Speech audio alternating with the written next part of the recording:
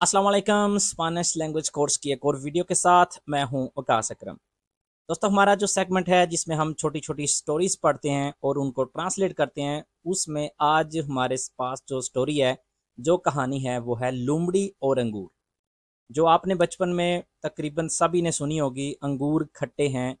तो वो कहानी आज हम सुनेंगे स्पेनिश में।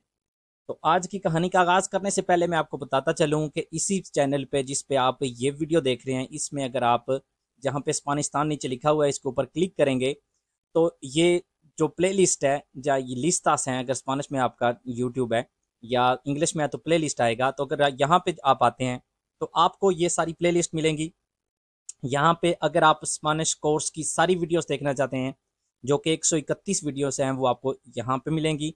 लेकिन अगर आप सिर्फ और सिर्फ ग्रामर की मिसाल के तौर पे वीडियोस देखना चाहते हैं तो आपको वो यहाँ मिलेंगी, 20 वीडियोस हैं। अगर आप स्पेनिश टेंसेस की वीडियोस देखना चाहते हैं तो वो आपको जहाँ पे वर्ब्स और टेंसेस लिखा हुआ है यहाँ पे मिलेंगी। अगर आप मुहावरों की, रेफरानेस की वीडियोस, वो यहाँ पे, सिर्फ जुमलों की वीडियोस आपको यहाँ पे मिलेंगी, वोकाबुलरी की वीडियोस यहाँ पे, और इसी तरह स्पेनिश प्रोनाउंसिएशन की, जो कि अभी तक सिर्फ एक ही वीडियो है, वो आपको यहाँ पे मिल सकती है। उसके अलावा ये एक बहुत इंपॉर्टेंट प्लेलिस्ट है जिसमें मोस्ट इंपॉर्टेंट वर्ब्स लिखा हुआ है। यहाँ पे मैं एक एक वर्ब को लेकर उसके साथ प्रेजेंट में, पास्ट में, फ्यूचर में जुमले बनाता हूँ। पहले उसको कंजुगार करते हैं, फिर उसके साथ जुमले बनाते हैं एग्जाम्पल्स के तौर पे। तो ये भी बहुत इंटरेस्टिंग प्लेलिस्ट है अगर आप इसको विजिट करना चाहें तो चलते हैं जी आज हमारी जो कहानी है उसकी तरफ। तो इसका नाम है ला सोर्रा। सोर्रा कहते हैं लोमड़ी को, ई लास उबास, उबास कहते हैं अंगूर को। तो इसका आगाज कुछ इस तरह से होता है। En un día muy caluroso, una zorra sedienta se topó con un racimo de uvas grandes y jugosas que colgaban en lo alto de una parra। तो यहाँ पे आपने एक तो मीनिंग्स की तरफ ध्यान देना है, दूसरा मैं हमेशा आपको कहता हूँ जो प्रोनाउंसिएशन है उसके ऊपर आपने खास ख्याल जो है ना वो रखना है। तो यहाँ पे मैंने एक दफ़ा इसको पढ़ा है, अब हम इसकी ट्रांसलेशन भी करते हैं। अब हम इसकी ट्रांसलेशन करते हैं। पिछली जो कहानी थी उसमें मैंने सिर्फ आपको बोल के बताया था, लेकिन इस दफ़ा मेरे ख्याल में बेहतर है कि हम साथ में उर्दू लिख भी दें ताकि हमें सही तरह से इसकी समझ आए।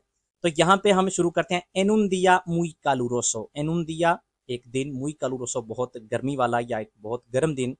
उना सोर्रा, सोर्रा कहते हैं लोमड़ी को। सेदियंता, सेदियंता कहते हैं प्यासी। यहाँ पे अम्ब्रियंता भी हो सकता था, मतलब भूखी। सेतोपो कोन उन रासीमो दे उबास। सेतोपो का मतलब होता है जब आप किसी चीज, अचानक आपके सामने कोई चीज आ जाती है, आप कहीं जा रहे हैं, अचानक आपके सामने कोई चीज आ जाती है तो आप कहेंगे मैं तोपे कौन। तो यहाँ पे से तोपो कौन उन रासीमो, रासीमो कहते हैं गुच्छा, de uvas अंगूर का। से तोपो con un racimo de uvas grandes y jugosas, बहुत grandes होता है बड़े, y jugosas होता है रसीले, बहुत रस वाले, que colgaban en lo alto de una parra। parra कहते हैं बेल को, colgaban लचक रहे थे। तो वो एक बेल पर बहुत जो अंगूर का जो गुच्छा था वो लचक रहा था, या मतलब वहां से उसको नजर आया एक बेल के ऊपर से। अब अगर आप सारे का इकट्ठा ट्रांसलेशन करें तो ये कुछ इस तरह से होता है। एक बहुत ही गर्म दिन में एक प्यासी लोमड़ी ने अंगूर की बेल पर बड़े और रसीले अंगूरों का एक गुच्छा देखा। En un día muy caluroso, una zorra sedienta se topó con un racimo de uvas grandes y jugosas que colgaban en lo alto de una parra। La zorra se paró de puntillas y estiró sus brazos intentando alcanzar las uvas, pero éstas se encontraban muy lejos de su alcance। इसकी translation कुछ इस तरह से है। La zorra se paró, लोमड़ी रुक गई।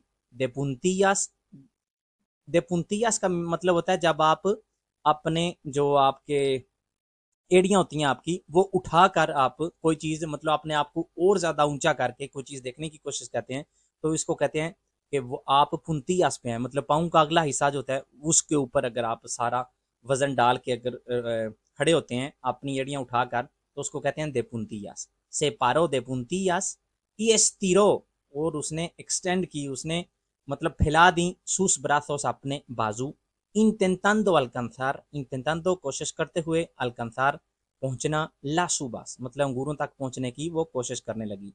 pero estas se encontraban लेकिन ये थी muy lejos बहुत दूर, de su alcance उसकी पहुंच से। alcance कहते हैं पहुंच। तो इसकी ट्रांसलेशन फिर किस तरह से होगी, लूमड़ी वहां रुकी और एड़ियां उठा उठाकर बाजू फैलाकर अंगूर के गुच्छे तक पहुंचने की कोशिश करने लगी, या अंगूर तक पहुंचने की कोशिश करने लगी। क्योंकि यहाँ पे गुच्छे की बात नहीं हो रही, लेकिन ट्रांसलेशन क्योंकि मुकम्मल तौर पे होती है तो उसमें वो ऐड कर दिया गया है।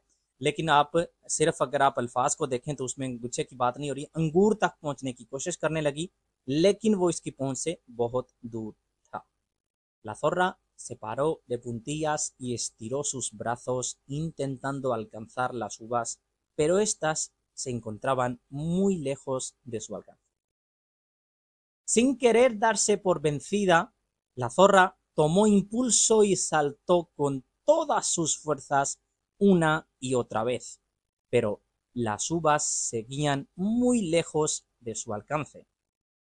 तो यहाँ पे sin querer darse por vencida, darse por vencida होता है आप हार मान लें, तो sin querer ना चाहते हुए, darse por vencida हार माननी, मतलब वो हार मानना नहीं चाह रही थी।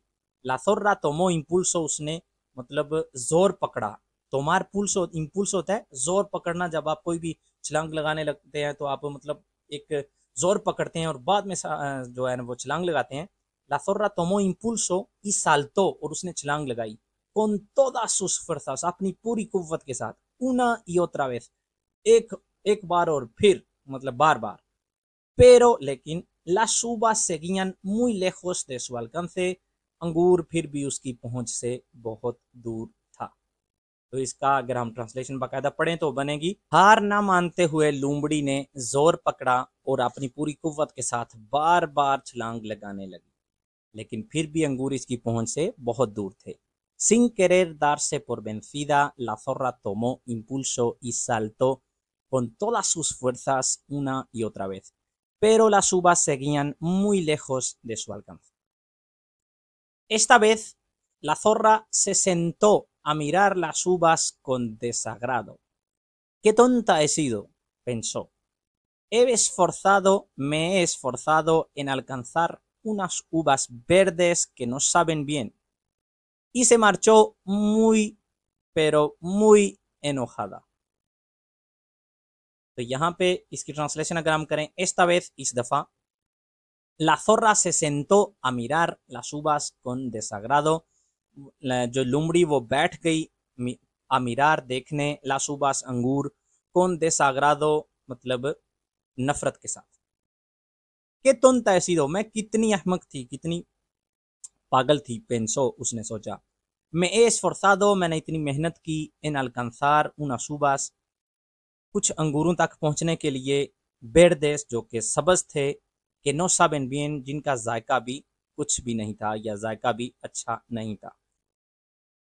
y se marchó और वो चली गई, muy pero que muy enojada बहुत ज्यादा गुस्से में।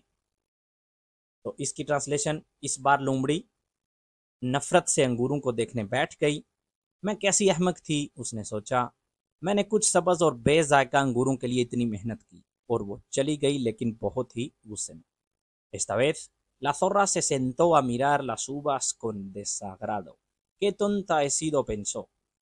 Me he esforzado en alcanzar unas uvas verdes que no saben bien. Y se marchó muy pero que muy enojada. Moraleja, moraleja होता है जो भी आपको सबक मिलता है किसी चीज से, moraleja. Cuando algo es muy difícil de conseguir, lo mejor es ser honestos con nuestros sentimientos. मतलब क्या है इसका, यहाँ से सबक हमें क्या मिलता है, Cuando algo es muy difícil, जब कोई चीज बहुत ही मुश्किल हो, de conseguir हासिल करने में, lo mejor es बेहतर है, ser honestos आप ईमानदारी का मुजाहरा करें, con nuestros sentimientos अपने जज्बात के साथ। मतलब जब किसी चीज को हासिल करना बहुत मुश्किल होता है तो अपने जज्बात के साथ ईमानदार होना बेहतर है। Cuando algo es muy difícil de conseguir, lo mejor es ser honestos con nuestros sentimientos. तो ये थी हमारी आज की छोटी सी कहानी, अंगूर खट्टे हैं। तो उम्मीद करता हूँ कि आपको ये पसंद आई होगी। इंशाल्लाह अगली वीडियो में किसी नए टॉपिक के साथ दोबारा हाजिर होते हैं। तब तक के लिए अल्लाह हाफ़िज़।